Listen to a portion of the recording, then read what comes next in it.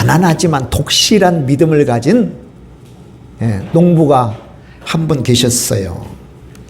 늘 마른 조각 빵 한 조각으로, 마른 빵 한 조각으로 점심을 해결했습니다.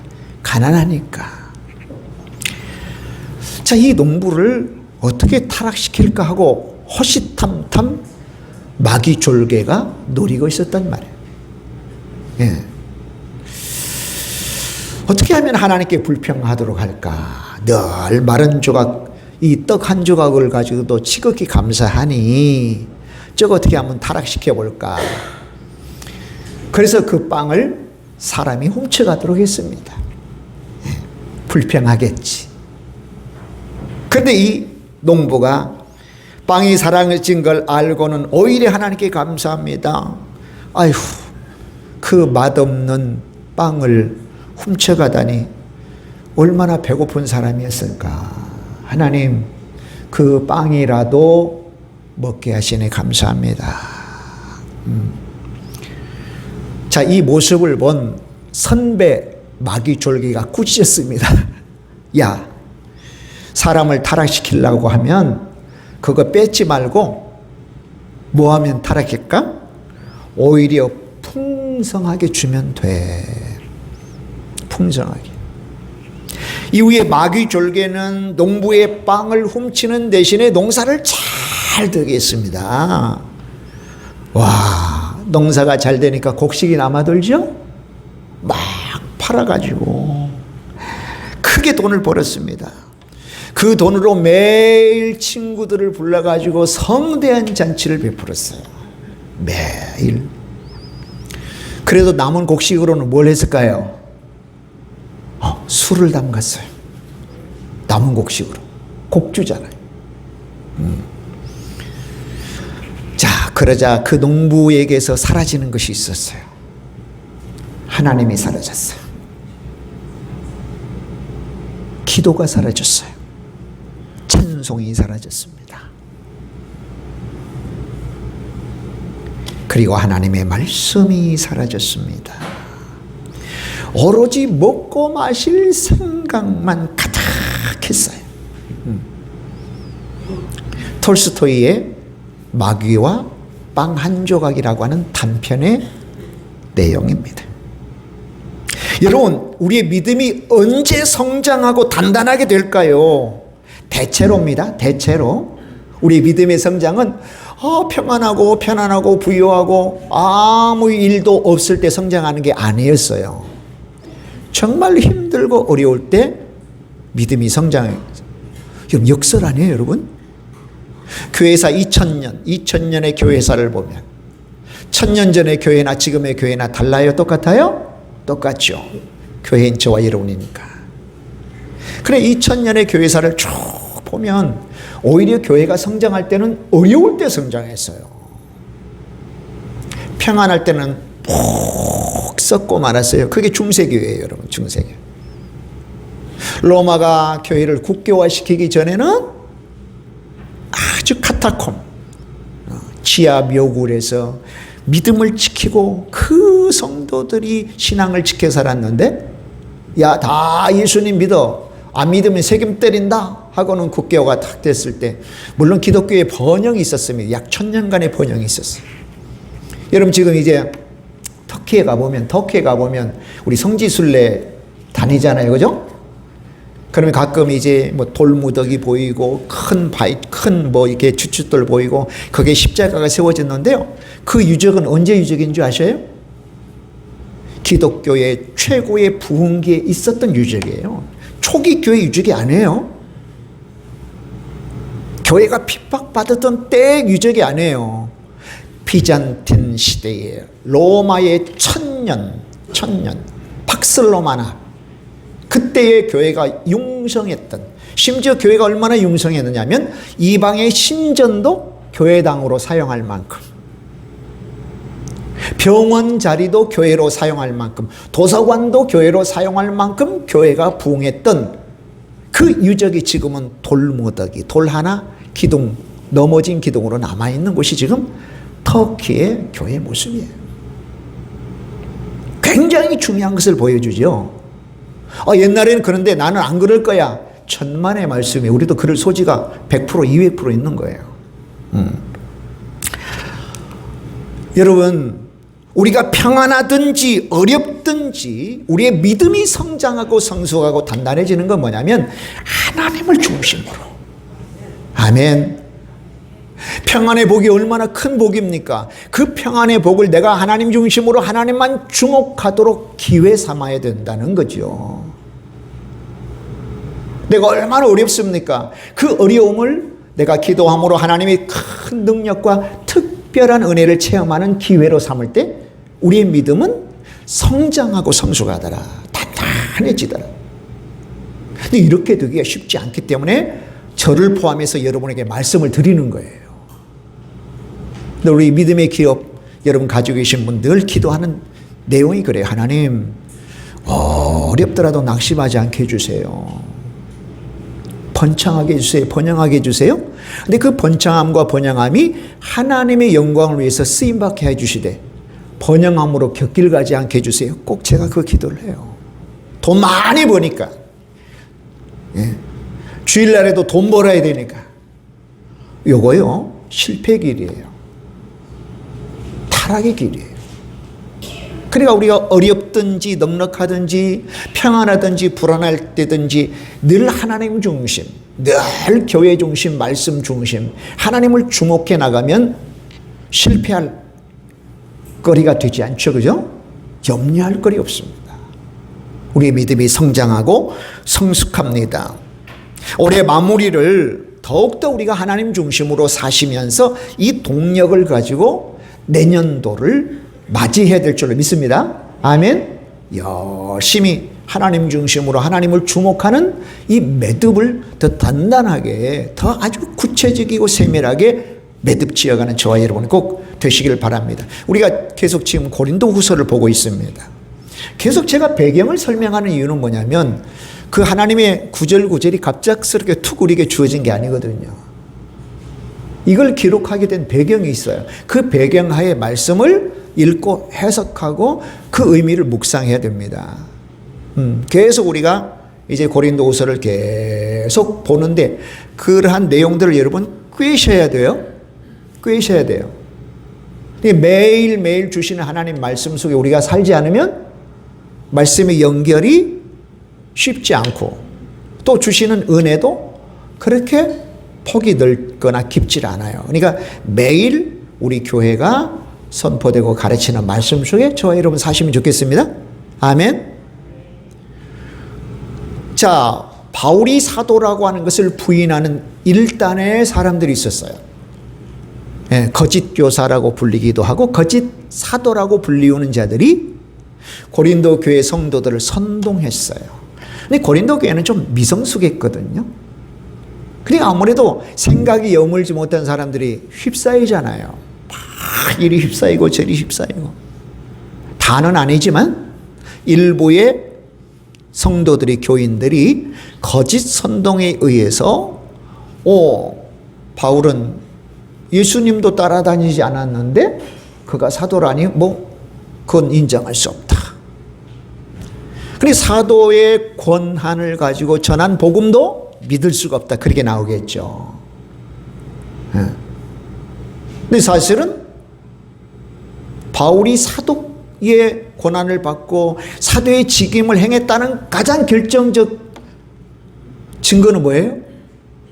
고린도 교회죠. 고린도 성도들 아니에요? 할렐루야? 이해가 되죠? 아니 하나님이 사도를 세우지 않으셨으면 고린도 교회가 개척이 되고 성도들이 하나님을 믿게 돼요? 안 돼요? 안 되죠. 그러니까 가장 결정적 이유는 어쩌니 저쩌니 해도 고린도 교회 성도들 그 자체가 열매고 확정인 거예요. 확실한 증거란 거예요. 그럼에도 계속 바울을 공격해야 됩니다. 그래서 고린도 후서를 기록하게 된 거예요. 그러면 바울 자신이 나는 예수님으로부터 사도의 직분을 받고 보냄을 받아서 그 직임을 충실하게 수행해 왔다고 하는 것을 1장부터 7장까지 고린도 교인들에게 변호합니다. 그리고는 10장부터 13장 10절까지 13장 13절까지 있거든요. 근데 10절까지 세 구절을 남겨놓고는 특별히 거짓 교사와 거짓 선지자들에게 아주 강하게 변호를 해요. 그리고 그 사이에 뭐냐면 우리가 잘 아는 대로 기근 때문에 가뭄 때문에 예루살렘 교회가 너무 힘들었잖아요. 그 교회 헌금하는 문제를 가지고 삽입해서 기록해 놨어요.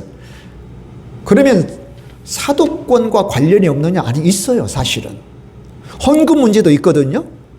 왜냐하면 바울과 고린도 교회 그 사도의 직분을 가지고 사도권을 가지고 고린도 교회를 세웠으니 그 고린도 교회가 헌금하는 문제도 실은 바울의 사도권과 관련이 있다 없다? 있죠. 당연히 있죠. 예. 그러나 헌금 문제가 더 두드러지니 그게 8장과 9장이 삽입이 된 거라고 여러분 정리하시면 좋겠어요. 이게 고린도 후서의 배경이에요. 고린도 후서의 배경. 자, 그러면 이제 오늘 본장 12장을 살펴보겠는데요. 이 본장은 뭐냐면 바울이 본 환상과 계시의 내용입니다. 환상과 계시. 자, 계시가 훨씬 환상보다 범위는 커요. 하나님의 뜻을 보여주는데 환상을 통해서 보여줄 수 있고, 아니면 환상이 아니더라도 숨은 내용들을 다른 방면으로 보여줄 수 있겠죠. 그러니까 계시 안에 환상이 있다고 보시면 돼요. 환상과 여러 계시들에 관한 내용을 12장에 기록하고 있습니다. 물론 이 내용도 자신의 사도권에 관하여 변호하는 그런 내용이에요. 당시 거짓 사도들은 자신들이 지극히 크다라고 주장을 한 것에 대하여 오늘 바울도 야, 부득불 무익하나마 나도 자랑할 게 있어. 왜냐하면 거짓 사도들, 거짓 교사들이 막 자기를 부풀려 자랑해야 되니까 야, 나도 자랑할 거 있다. 나도 환상을 보고 여러 계시도 받았다고 말하면서 자신의 사도권에 대하여 증거하고, 그리고 이 12장 뒤쪽으로 가면 고린도 교회를 방문할 거라고 계획도 기록하고 있어요. 그러니까 자, 고린도 교회를 이제 지금까지 두 번 방문했고, 그 다음에 고린도 후서를 보내고 나서 세 번째 방문할 거라고 하는 대단히 중요한 구절이 12장에 있는 거예요. 그리고 13장 1절에 나 세 번째 방문할 거다. 그러니까 첫 번째 방문해서는 고린도 교회를 세웠고, 두 번째 방문 기록은 없어요. 그런데 이 본장 12장 11절에서 두 번째를 방문했다고 하는 것을 추정해 볼 수 있는 그런 구절이 우리에게 제시가 되는 거예요. 아마도 지난 시간에 또 우리 고린도후서를 살펴보면서 제가 누누이 말씀드린 대로, 근데 고린도 전서를 보내고 나서 성도들이 제자리 잡질 않으니까 바울이 예배소에서 급히 고린도로 간 것 같아요. 그래서 꾸짖기도 하고 징계도 하고 말이죠. 그리고는 예배소로 왔는데 그 뒤에 들리는 소리도 이게 성도들이 미동이 없는 거예요. 그래서 눈물의 편지, 남아있지 않는 눈물의 편지를 디도편에 보내어서 디도로 하여금 고린도 교회를 목회하도록 했죠. 그리고는 디도와 드로아에서 만나기로 하고는 드로아에 가요. 근데 드로아에서 복음의 문이 열리지만 거기서 복음을 전하지 못하고 마게도냐로 가는 거예요. 이 마게도냐를 거쳐 드로아로 오는 마게도냐가 길목이거든요. 그러니까 고린도 교회의 그런 현안들 해결될 점 해결이 안 되니까 바울의 마음이 너무 불안한 거예요. 염려가 된 거예요. 목회자인 제가 우리 교회가 평안하게 잘 성장되는 것처럼 얼마나 큰 위로가 마음의 평안이 있는지 몰라. 근데 교회가 막 문제가 있고 해결이 안 되고 교인들은 막 말썽을 부리고 그럼 어디를 가든지 편안하지 못해. 밥 한 술을 떠도 늘 생각이 사로잡히고 어디를 구경해도 구경이 뭔가 뭔 하는지 몰라요. 틀림없이 바울이 그런 마음을 가지고 드로아에서 있다가 마게도냐라 가서 디도를 기다리는 거예요. 한마디로 말하면 노심초사. 근데 그 디도가 아주 기쁜 소식을 가지고 와요. 눈물의 편지를 받고는 정말 대다수의 사람들이 회심했다는 거예요. 예. 근데 그러면 왜 이 고린도후서를 보냈느냐? 거기에 대한 감사와 위로의 내용 겸 그다음에 문제는 일부의 교인들과 그들을 선동하는 거짓 교사들, 거짓 사도들이 있어서 그들에게 보내는 게 이제 고린도후서예요. 그러니까 사도권, 그리고 사도권을 가지고 복음을 전하는 직임에 대한 그런 내용이 바로 이 고린도후서의 내용인 것을 여러분 정리하시면 좋겠습니다. 자, 그러면 오늘 우리가 읽어본 이제 1절로 10절까지 본 단락 살펴보겠습니다. 먼저 1절 한번 읽어볼까요? 자, 성경을 보실 수 있으면 좋겠어요. 자, 1절 다 같이 읽습니다. 무익하나마 내가 부득불 자랑하노니 주의 환상과 계시를 말하리라. 자, 왜 갑자기 환상과 계시를 말한다고 할까? 그것은요, 바울을 공격해 댄 2절이네요. 그죠? 예. 바울을 공격해 댄 거짓 교사들 또는 거짓 사도들이 얼마나 자기 자랑을 했는지요. 그 근거절을 올려드렸는데요. 11장 13절에는 자기들이 예수님의 참 제자래요. 그리스도의 참 사도래요. 또 1장 3절에 보니까 3장 1절에 보니까 나는 추천서를 알만한 사람에게서 난 사도의 추천서를 받아온 사람이라고 막 자랑해야 되는 거예요. 그래서 성경에는 기록되지 않았지만 아마도 나 환상을 봤다고 자랑했겠죠. 그죠? 누가? 거짓 사도들이, 거짓 교사들이 나 환상을 봤어. 나 하나님의 음성을 들었어. 여러분 지금도요. 나 하나님의 음성을 들었습니다. 나 천국 갔다 왔습니다. 지옥 갔다 왔습니다. 하나님이 이렇게 말씀하셨습니다. 뭘 보여주셨습니다. 그런 사람들을 주의하세요. 믿음에 실력 있는 사람은요 말하지 않아요. 묵묵히 삶에서 본을 보입니다. 할렐루야. 그게 가장 강력하죠. 바울이 나중에는 그런 말 하죠. 더 이상 사도권 논쟁하지 말자. 나에게는 예수 그리스도의 흔적이 남아있다. 흔적은 뭐 지금은 이제 보통 이제 우리 그 목장에 소들 이렇게 이름표 달아주잖아요. 이름표 귀에 노란 이름표, 인식표. 근데 옛날에는 자기 목장에 이제 소를 증명하기 위해서 그 쇠에다가 도장을 파가지고 인두를 달궈가지고 지지잖아요. 이렇게. 그게 흔적이에요. 그 흔적. 나 예수님의 흔적이 나에게 있어. 까불지 마 이 말이야.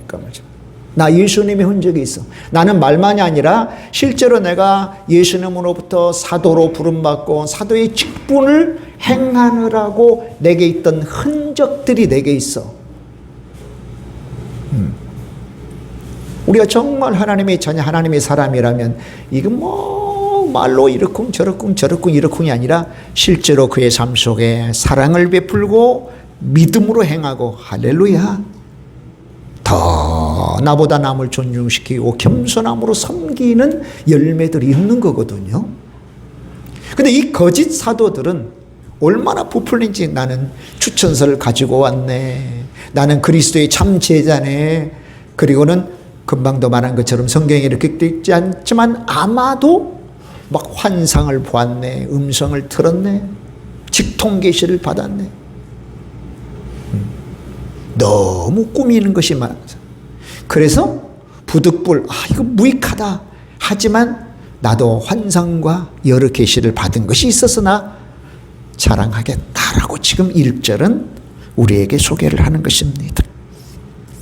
자, 2절 3절 읽어볼까요? 2절 2절, 3절 내용이 거의 비슷하니까 2절 한 절만 읽어보겠습니다. 시작. 내가 그리스도 안에 있는 한 사람을 아노니 그는 14년 전에 셋째 하늘에 이끌려간 자라.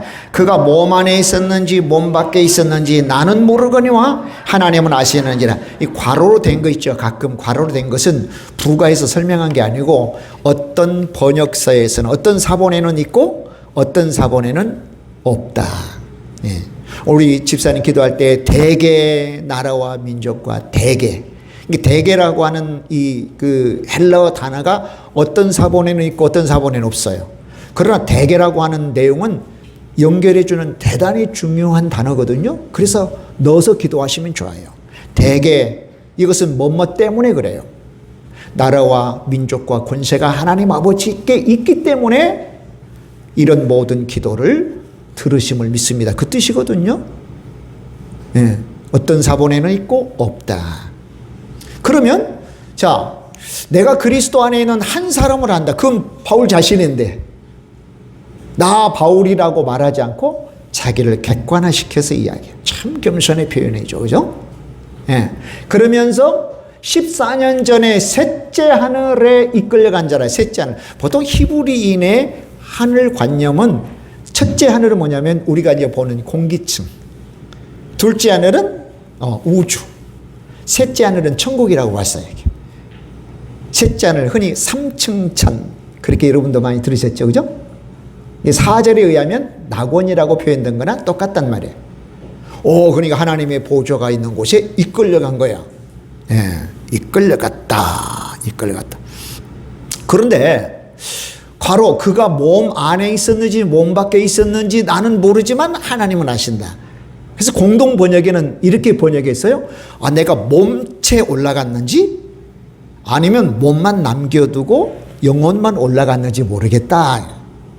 예, 그러나 하나님은 아신다라고 그렇게 말씀을 하고 있습니다. 자, 4절 볼까요? 4절. 그가 시작. 그가 낙원으로 이끌려가서 말로 표현할 수 없는 말을 들었으니 사람이 가히 이르지 못할 말이었다. 네, 낙원 역시 셋째 하늘 또는 천국을 의미하는 다른 단어입니다. 낙원. 보통 이제 성경학자들은 낙원에 대해서 이렇게 표현을 해요.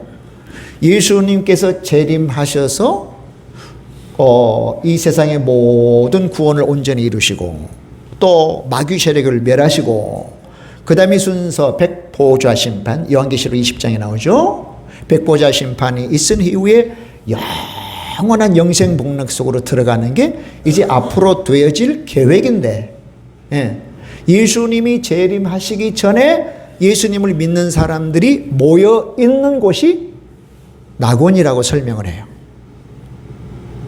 한마디로 천국은 천국인데 준천국. 근데 예수님의 재림이 그 성격을 구별한다는 거죠. 그게 낙원이라. 천국이라고 여러분이 생각하셔도 될 것 같아요.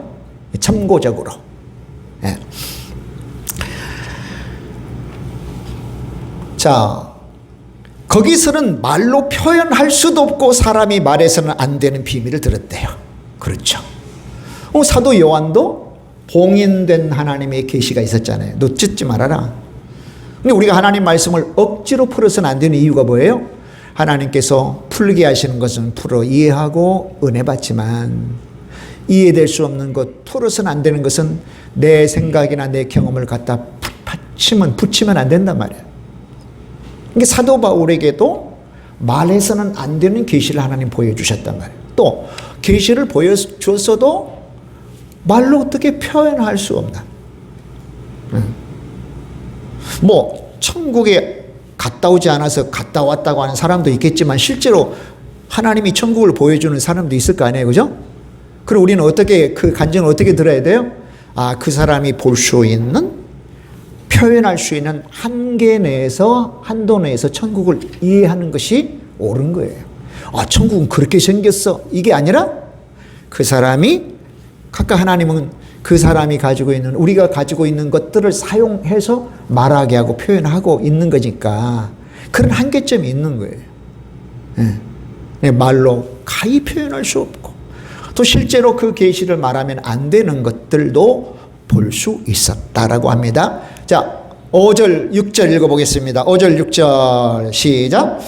내가 이런 사람을 위하여 자랑하겠으나 나를 위하여는 약한 것들 외에 자랑하지 아니하리라. 내가 만일 자랑하고자 하여도 어리석은 자가 되지 아니할 것은 내가 참말을 함이라. 그러나 누가 나를 보는 바와 내게 듣는 바에 지나치게 생각할까 두려워하여 그만두노라.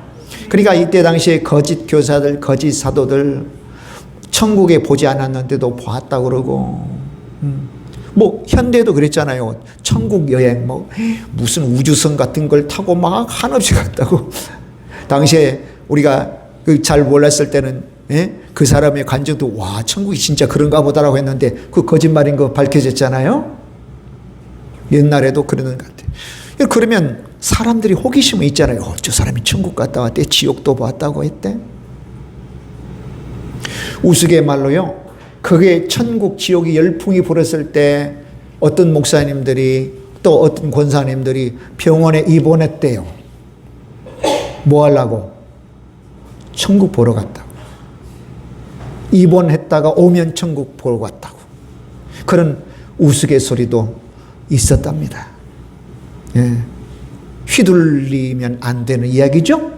오직 하나님의 말씀, 계시된 말씀을 깊이 파고 묵상하는 저와 여러분 그런 건강하고 건전한 자세가 필요한 거예요. 그러니까 사도 바울이 이런 말한 것은 당시에 거짓 교사나 거짓 사도들이 와 나도 천국 봤단 말이지. 하나님을 만나고 왔다. 천국이 이렇게 생겼다. 그런 사람들이 적지 않았던 것 같아요. 그러니까 이 말씀을 했죠. 만일 내가 자랑하고자 하여도 어리석은 자가 되지 않을 것은 내가 참말함이라. 나는 보지 않았어도 보았다고 하지 않아. 나는 본 것은 본 그대로 나는 말한 거다.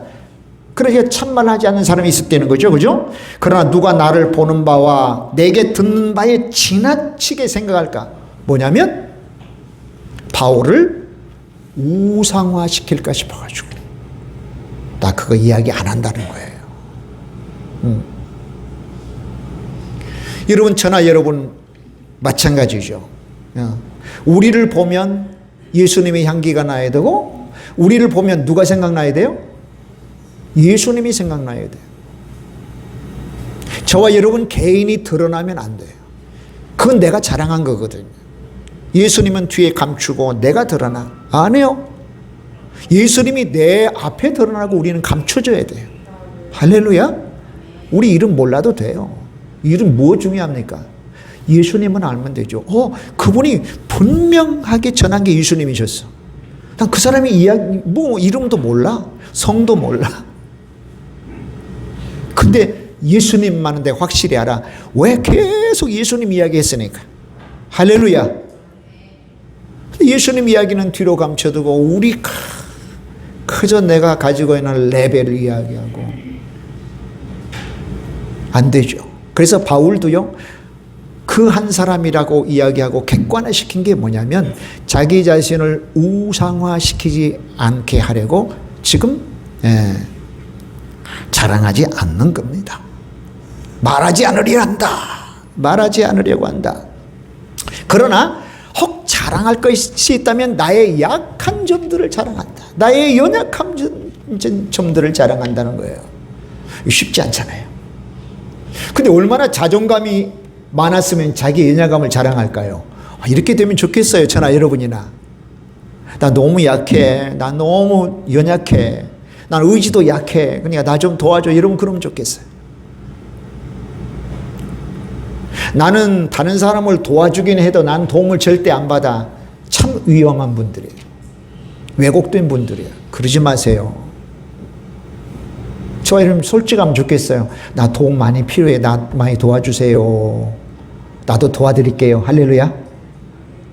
나도 도와줄 테니까 꼭 나 좀 도와주셔야 돼요. 내가 당신 도움이 필요해요. 나 이거 다 못해요. 또 날 위해서 꼭 기도해 주세요. 꼭 기도가 필요해요. 할렐루야. 이게 정말 자존감 있는 사람이에요. 나의 약점을 드러낼 수 있는 사람.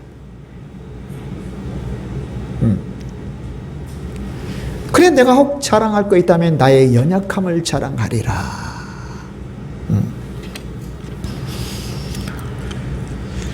자, 그리고 7절 볼까요? 7절 읽겠습니다. 여러 계시를 받은 것이 지극히 크므로 너무 자만하지 않게 하시려고 내 육체에 가시 곧 사탄의 사자를 주셨으니 이는 나를 쳐서 너무 자만하지 않게 하려 하심이라.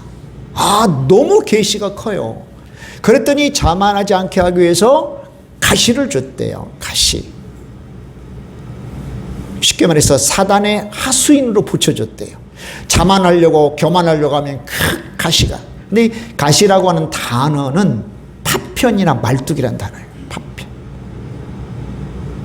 우리 6.25나 또 월남전에 가서 그죠? 예, 포탄이나 총알 파편이 이 등 쪽에 또 어디 쪽에 박혀서 어떻게 빼낼 수가 없어요.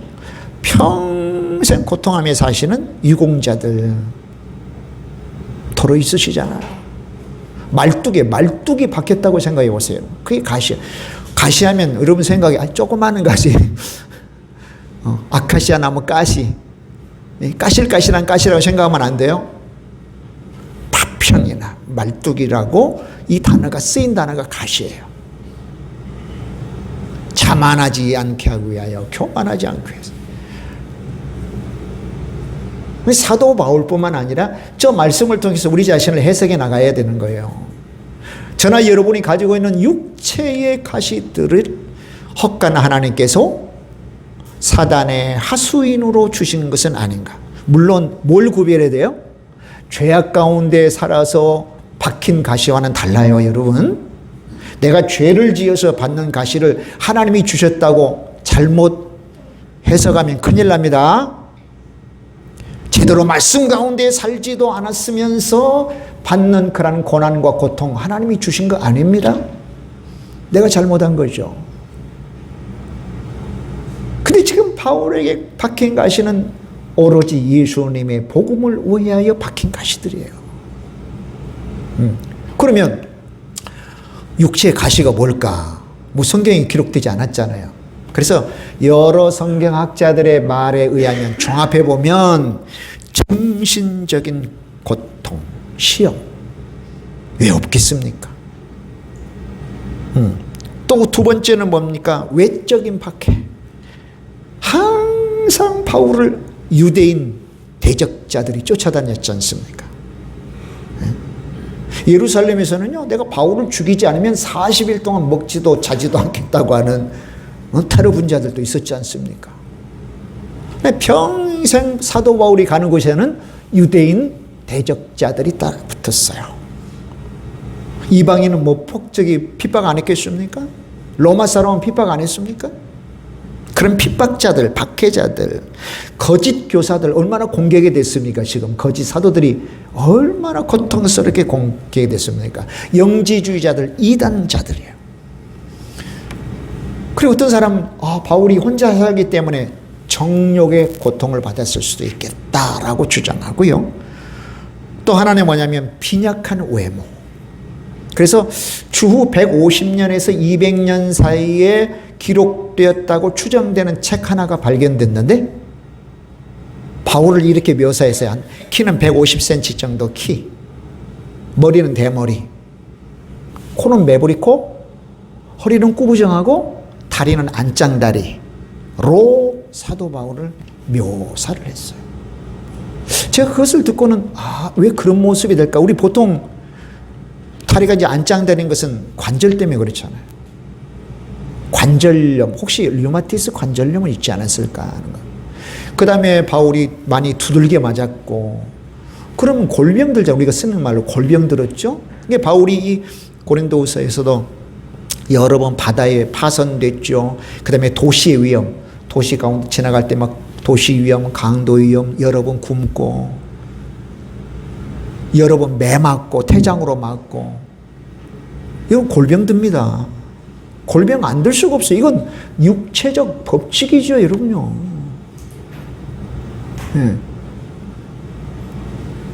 그러니까 그런 빈약한 외모를 포함해서 계속되는 육체적 질병들, 밤빌리아 같은 데는 그게 늪지대입니다. 그래서 마가가 돌아온 것이거든요. 너무 힘들어서 1차 전도여행 때. 그게 말라리아가 지금도 성행한대요. 그게 말라리아에 걸려서 후유증. 그래서 안질, 눈이 많이 안 좋다고 하는 것은 성경에 언뜻 보여지는 부분이거든요. 올 때 좀 큰 글로 기록된 성경을 가져오라고 하는 거. 안질. 그 다음에 안질이 아니라 간질의 또 이야기도 해요. 성경학자들은. 간질. 그거 보면요. 계속되는 육체적 질병을 늘 달고 살았던 거예요. 근데 정신적이면서 그 다음에 사람으로 인한 박해, 그 다음에 육체적 질병들. 뭐 한 가지도 이야기할 수도 있고 또 한두 가지 또는 여러 개가 복합적으로 나는 육체에 가시가 있다라고 표현될 수도 있겠죠. 그죠? 파편이 몸에 박히고 굵은 말뚝이 막 몸에 박힌 듯한 그런 가시의 고통이 늘 바울에게 있었다고 생각하면 되겠습니다. 그러니까 이런 가시가 바울뿐만 아니라 오늘 저와 여러분 가운데도 없는 사람이 과연 있을까? 단 한 개도 육체의 가시가 없어라고 하는 사람은 단 한 사람도 없을 거예요. 예. 정도의 차이죠. 정도의 차이. 여러분 사람은요. 내가 받은 복은 작아. 저 사람이 받은 복은 커. 내가 받은 고난은 크고 저 사람이 받는 고난은 작다고 생각하는데 안 해요. 자세히 들여다보고 들어보면 그의 삶은 나하고 비슷하다. 오히려 나보다 고난이 더 크다. 부부관계가 좋으면 자식의 문제가 있고 자식은 문제가 없는데 부부관계에 문제가 있고 몸은 건강한데 물질이 가난하고 가난하긴 한데 몸은 건강하고 가시라고 표현될 수 있을까요? 그렇지만 크고 작은 고통은 누구나 다 가지고 있다라는 거죠.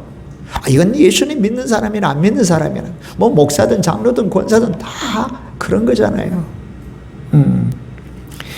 자, 바울은 보세요. 더군다나 고난을 받기로 작정하고 자발적으로 고난을 선택한 사람들. 우리 예수님 믿는 사람들이 다 그렇죠. 자발적으로 고난을 선택한 사람들이에요. 자발적 고난 선택자. 그러니까 평안하게 신앙생활도 하면서 여러분 영광과 그리고 면류관을 받을 수가 있다 없다? 없다. 없다. 여러분 고난이 없는 영광 없습니다. 따라서 봅시다. 고난 없는 영광 없습니다. 십자가 없는 면류관 없습니다. 그건 저와 여러분이 우리가 살면서 현재 지금 여기에서 선택해야 돼요. 내가 영광을 선택할 거냐? 면류관을 선택할 거냐? 그러면 마땅히 고난과 십자가도 선택해야 된다. 근데 사람들은 적지 않은 사람은 나 고난 받지 않고 영광 받기를 좋아해. 나 받으면 좋겠어. 나 십자가 없이 면류관 받으면 좋겠어. 근데 그렇게 결과는 되지 않는다는 것이죠. 죄 때문에 오는 고난은 반드시 회개하고 하나님께 나와야 그 고난의 문제가 해결됩니다만은 십자가 때문에 받는 고난은 견뎌야 돼요, 안 돼요. 하나님 이 고난 멈추게 해주세요 하면 여러분 영광도 멈춰요. 면류관 멈춥니다. 꼭 기억하셔야 됩니다. 하나님이 허락하시는 때까지 주님, 나 영광 얻어야 됩니다. 나 면류관 얻어야 됩니다. 그러니 하나님 견뎌내게 해주세요. 지혜 주세요. 성령님 충만하고 성령님으로 충전하게 해주세요. 할렐루야. 그 기도 외에는 다른 기도 여러분 해서는 안 된단 말이에요. 자, 8절 보겠습니다. 자, 이것이 시작. 이것이 내게서 떠나가게 하기 위하여 내가 3번 주님께 간구하였더니 3번 주께 간구했다. 자, 가시가 주는 고통이 너무 크기 때문에 하나님이 이 가시를 좀 제거해 달라고 기도했지 않겠습니까? 근데 3번, 1번, 2번, 3번, 3번만 기도했을까요? 예, 아니, 이 3번이라고 하는 용어가 뭐냐면 지속적으로 계속 여러 번 반복하여 드리는 기도의 뜻이 있습니다. 자, 일정하게 여러 번 반복하여 드리는 기도. 근데 정말 우리 예수님처럼 겟세마네 동산에서 기도할 때 3번 기도한 것처럼 정말 3번만 기도할 수 있다고 표현도 될 수 있어요. 근데 한번 생각해 보십시오. 자, 내 몸에 파편이 박혔다면 평생 3번만 기도해요? 예수님처럼? 예수님은 3번 기도하시고 십자가에 달려 돌아가시고 이제 다 구원 성취하셨는데 바울은 그렇지 않잖아요. 바울은 그가 목 잘려 순교하기까지, 지금 이게 고린도후서를 주후 50년경 후반, 중후반에서 기록됐다고 본다면 바울이 주후 66년, 67년에 이렇게 순교했거든요. 이 고린도후서를 보낸 다음에도 10년 동안 살았어요. 그럼 내가 3번 기도하고 그 다음에는 기도 한 번도 안 했을까요? 아플 때마다 주여, 주여 이 가시를 이길 수 있게 해주세요. 그러니까 뭐냐면 일정하게 주기적으로 반복적으로 간절히 기도했다고 보는 뜻이 더 좋을 것 같습니다. 여러분, 우리도 바울처럼 육체에 가시가 있을 때 계속 기도하는 것이 옳습니다. 마땅합니다. 가시를 제거해 달라고 기도해야 합니다.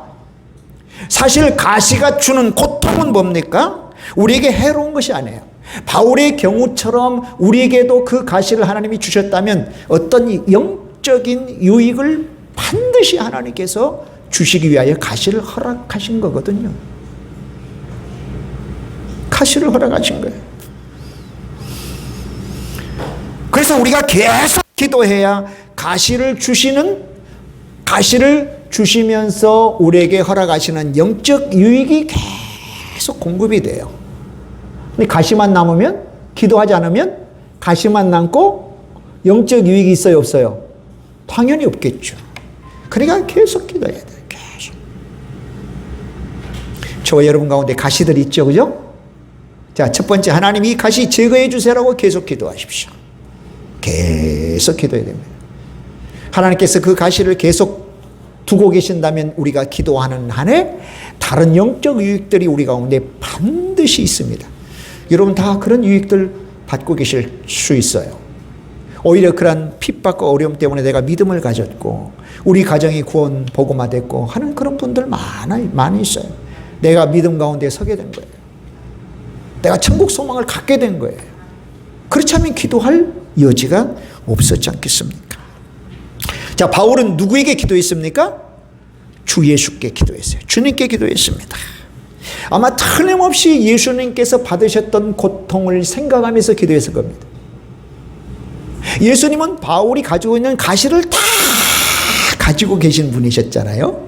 무고 당하셨죠. 침뱉음 당하셨죠. 뺨 맞으셨죠.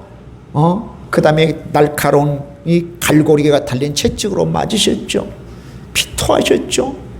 유대인에게 막 쫓겨다니면서 고통받으셨죠. 십자가에 달려 돌아가셨죠. 그러니까 예수님이 가지셨던 가시를 생각하면서 이 바울도 틀림없이 기도했을 거란 말이죠. 히브리서 4장 15절은 우리에게 이렇게 말합니다. 히브리서 4장 15절입니다. 우리에게 있는 대제사장은 우리의 연약함을 동정하지 못하실 분이 아니다. 동정. 옛날 성경은 체휼이라고 그러죠. 동정. 이 동정이란 단어는 뭐냐면 함께 고생하다, 함께 겪다라는 뜻이에요. 함께. 내가 고통받을 때 예수님은 팔짱 끼고 고통받냐? 좀 잘 견뎌라. 안 하신다는 거죠. 함께. 우리 자녀들요. 부모는 하나님 아버지를 일부 그분의 형상을 본받은 자녀예요. 우리 자녀들이 아플 때 차라리 부모가 아파. 우리 자녀들의 생명을 부모의 생명과 바꾼다면 기꺼이 바꾸죠. 기꺼이 바꾸죠. 내가 가지고 있는 이 속에 있는 것들, 기관들 떼어내준들 아까워요? 아깝지 않아요? 그런 메커니즘을 하나님이 주신 거예요. 그 연습해서 될 게 아니에요, 여러분. 그래, 우리가 고통당할 때 하나님도 함께 고통당하신다는 거죠. 오늘 이 구절에서 보잖아요. 히브리서 4장 15절. 함께 동정하지 못하실 분이 아니시오. 우리와 같이 똑같은 시험을 받으신 이로되 죄는 없으시니라. 할렐루야. 아멘. 아멘, 아멘. 이 예수님께 우리가 기도해야 됩니다. 기도는 주의 자녀가 된 자의 특권입니다. 오늘 이 시간 이후로 우리 기도의 시간이 많아지고 기도의 자리에 저와 여러분 많이 보이시길 바랍니다. 자, 9절 보십시다. 9절 읽어보겠습니다. 9절 시작. 나에게 이르시기를 내 은혜가 네게 족하도다. 이는 내 능력이 약한 데서 온전해짐이라 하신지라. 그러므로 도리어 크게 기뻐함으로 나의 여러 약한 것들에 대하여 자랑하리니 이는 그리스도의 능력이 내게 머물게 하려 함이라. 내 은혜가 네게 족하다. 자, 하나님께서는 어떻게 바울에게 응답하셨을까요? 가시를 빼주는 것으로 응답한 게 아니고 가시를 주신 목적을 설명함으로 응답해 주신 거예요. 가시 그대로 남겨놨어요. 근데 그 목적을 설명해 줬어요. 주의 응답은 이런 거죠. 야, 너 지금 육체의 가시로 무척 고통하고 괴롭겠지만 그런 너를 넉넉하게 붙들어주고 지탱해줄 내 은혜가 네게 충분할 거야. 아멘. 또 고통스럽지만 그 고통을 넉넉히 내가 지키고 붙들어줄 내 은혜와 능력이 너가 충분해. 너에게 충분해.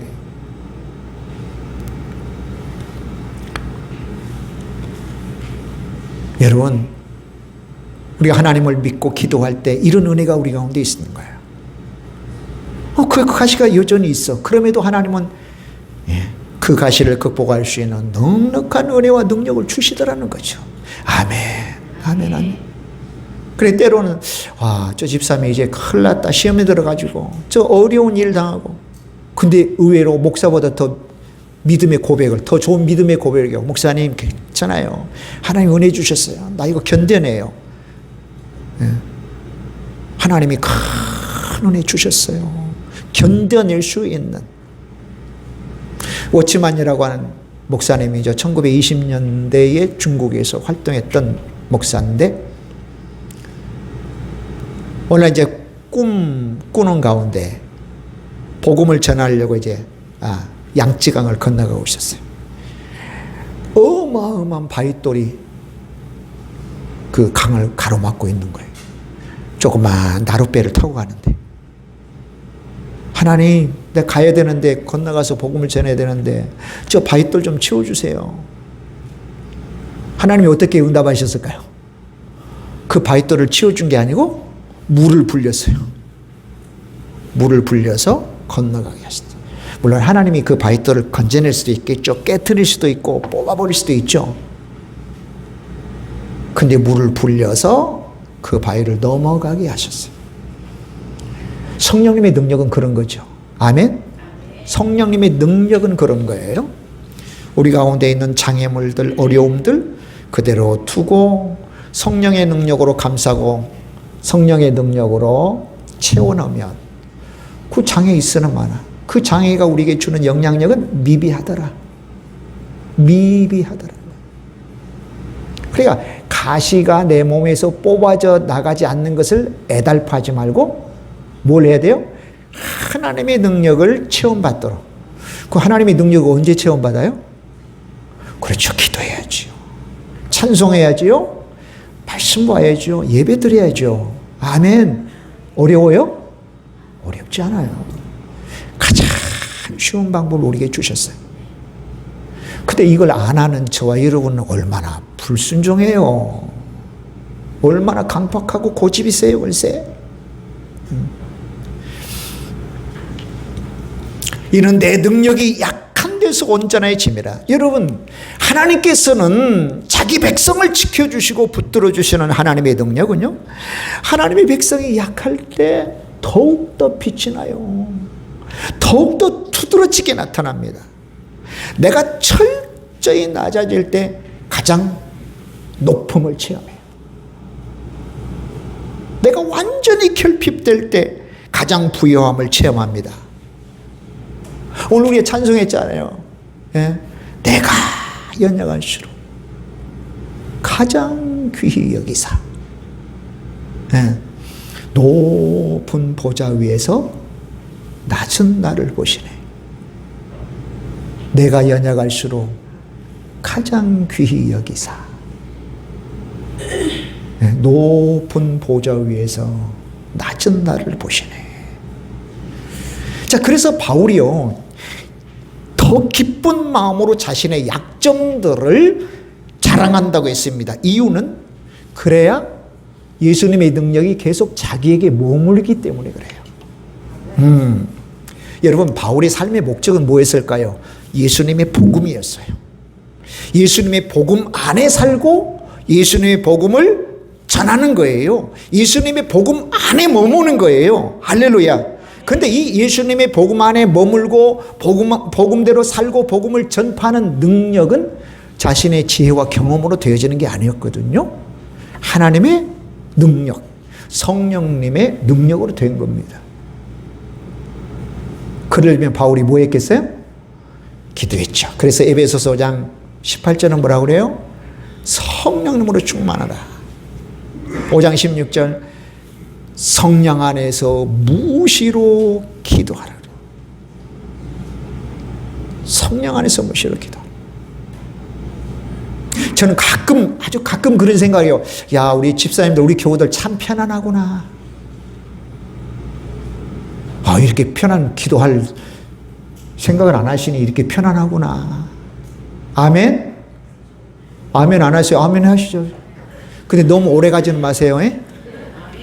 야, 기도하지도 안 해도 될 만큼 편안하구나. 가정이 잘 돌아가고 자식들도 잘 되는구나. 그러니까 기도 안 해도 되지. 때론 그것도 감사해요. 그죠? 근데 오래 가면 안 돼요. 오늘 이 말씀을 듣고 참 내가 기도해야지. 요거 편안하면 곧 문제가 생긴다고 여러분 꼭 여기셔야 돼요. 편안한 게 좋은 게 아니에요. 문제가 없고 큰 문제가 없고 큰 변수가 없는 건 너무 감사한데 거기에 머물러 있으면 안 돼요. 아까도 말한 것처럼 우리가 평안하고 일이 잘 되는 것을 소재로 내 믿음이 신앙이 성장하는 계기로 삼아야지, 계기로 삼지 않으면 안 되는 거죠. 그러니까 사도 바울이 자신의 연약함을 자랑하는 이유, 그래야 하나님의 능력이 자신에게 머물기 때문이라고 그렇게 이야기를 하고 있습니다. 그러니까 이런 내용인 거예요. 가시의 고통이 있죠. 하나님, 한밤중에도 일어나서 주님, 가시의 고통이 너무 심합니다. 기도하게 되잖아요. 기도하게 되면 성령의 능력이 머물죠. 아침밥 먹고 나서도 또 가시의 고통이 있으면 또 기도해요. 하나님, 또 나를 공격하는 무리가 있습니다. 하나님, 걸어가면서도 막 관절이 쑤셔요. 하나님, 관절을 부여잡고 무릎을 부여잡고 막 기도하고, 눈이 막 잘 안 보이고 막 눈에 고통이 있을 때 하나님, 그럼 또 하나님 능력이 임하는 거예요. 그런 내용이에요. 그래서 나는 내 연약함을 자랑하리라. 왜? 그래야 하나님의 능력이 내게 머물기 때문에. 여러분, 하나님은 가장 좋은 방법으로요, 기도 응답해 주세요. 이유는 하나예요. 선하신 우리 아버지이기 때문에 그렇습니다. 따라서 봅시다. 선하신 우리 아버지이기 때문에 가장 좋은 방법으로 기도 응답해 주십니다. 이 선하다고 하는 것은 이런 내용이에요. 항상 당신의 자녀들이 잘 되기를, 복 받기를 방향 지워졌다는 뜻이에요. 네. 하늘에 계신 하나님 아버지의 핏됨이 조금 있는 우리 부모들이 우리 자녀들 잘 되기를 항상 염원하잖아요. 항상 잘 되기를 염원해. 잘 되기를 꿈에도. 그러면 원래 하늘 아버지는 우리가 잘 되기를, 그게 선하심이라니까. 그게 삐끗함이, 이건 선하심이 아닌 거예요. 그러니까 바울에게는 육체의 가시가 뽑아져 나오는 게 그가 참 좋을 것 같았는데, 더 좋은 방법은 육체의 가시를 두고 그 가시를 다룰 수 있는 지혜와 능력을 주시는 거예요. 그러니까 그 지혜와 능력 가지고 바울이 복음도 전하고 교회도 세우고 하나님이 바울을 부르신 목적에 따라 살게 하신 거예요. 그래서 바울의 나머지 고백은, 나중 고백은 뭐였죠? 내가 믿음을 지키고 달려갈 길을 마치고 선한 싸움을 다하셨다. 이제 의의 멸류관 나에게 주어진 거다. 우리 아기가, 어린 자녀가 엄마 나 과자 먹고 싶어. 근데 엄마가 보기에는 그거 별로 안 좋거든. 그래 엄마가 뭐 해줘요? 가장 영양가 있는 것들을 간식을 만들어서 주는 거하고 똑같아요. 그러니까 우리가 하나님께 이거 구하면 하나님 보시고 저게 필요하구나. 우리의 의도를 아셔. 그래서 가장 좋은 것으로 응답해 주세요. 그래서 예수님께서 누구에게 기도하라 그랬죠? 하늘에 계신, 그렇죠, 우리 아버지에게 기도하라. 하늘에 계신 우리 아버지에게 기도하라. 우리 아버지. 선하신 하나님이세요. 선하신 하나님. 자, 이제 10절 한번 보십시다. 10절 읽어보겠습니다. 시작. 그러므로 내가 그리스도를 위하여 약한 것들과 능력과 궁핍과 박해와 곤고를 기뻐하노니 이는 내가 약한 그때에 강함이라. 아멘, 아멘. 왜냐하면 조금 전에도 말한 것처럼 약한 것들을 기뻐한 것은 그 약한 것 때문에 기도하게 되고 이 기도라고 하는 과정이 없으면 안 돼요. 반드시 기도하게 되고 기도할 때 능력이 임하여 강해지더라는 거죠. 할렐루야. 그런 경험을 우리가 사도행전 16장 바울이 어디에서 했나요? 빌립보 감옥에서 했습니다. 거반 죽도록 두들겨 맞고 감옥에 던져지고 손과 발에 착고가 채워졌을 때에 한밤중 되어 바울과 실라가 하나님께 찬송하고 기도했더니 갑자기 막 옥터가 지진이 나서 옥터가 흔들리고 옥문이 깨지고 손과 발을 묶고 있는 착고가 끊어져 버렸죠. 그거예요. 그런 경험들을 말하고 있는 것입니다. 자, 말씀 마무리하겠습니다. 믿는 사람들이 다 바울처럼 육체의 가시 앞에 고난과 고통 앞에서 이런 반응을 보이는 것은 아닐 거예요. 그죠? 몸에 단단히 박혀 고통을 주고 있는 그런 가시 때문에 원망도 되고 불평도 되고 우울해하는 사람도 있을 거고요. 아니면 예수님의 방법과는 다른 방법들을 찾으러 다니는 사람도 분명히 있을 거예요. 뭐 술이나 사람이나 유흥이나 뭐 마약이나 이런 것들에 의지하는 것 말이죠. 그러나 우리가 취해야 될 방식은 바울과 같은 방식입니다. 아멘. 자, 육체의 가시를 주신 의미를 깨닫는 거. 왜 내가 이런 육체의 가시를 줬지? 그래서 육체의 가시에 대해서 못마땅해 하고 못 견뎌하는 것이 아니라 육체의 가시를 제거해 달라고 계속 기도해야 될 것. 아멘. 계속 기도해야 되고요. 첫째는 깨닫고 두 번째는 계속 기도하고 세 번째는 뭐냐면 육체의 가시가 제거되지 않는다면 하나님께서 주실 놀라운 영적 유익을 기대하고 소망하는 거예요. 그러면서 그 가시를 아우르고 극복하고 뛰어넘을 수 있는 은혜와 능력이 우리 가운데 있음을 꼭 아셔야 됩니다. 그래서 기도하는 일, 감사하는 일을 중단해서는 안 되는 거예요. 기도하고 감사하는 일을 중단해서는 안 됩니다. 그 일을 계속할 때 하나님의 놀라운 능력을 체험하게 돼요. 하나님의 놀라운 능력을 체험하게 돼요. 꼭 기억하십시다. 내가 연약하여 하나님 앞에 엎드릴 때 그때가 가장 강한 때라는 것. 기도하겠습니다. 하나님 아버지 감사합니다.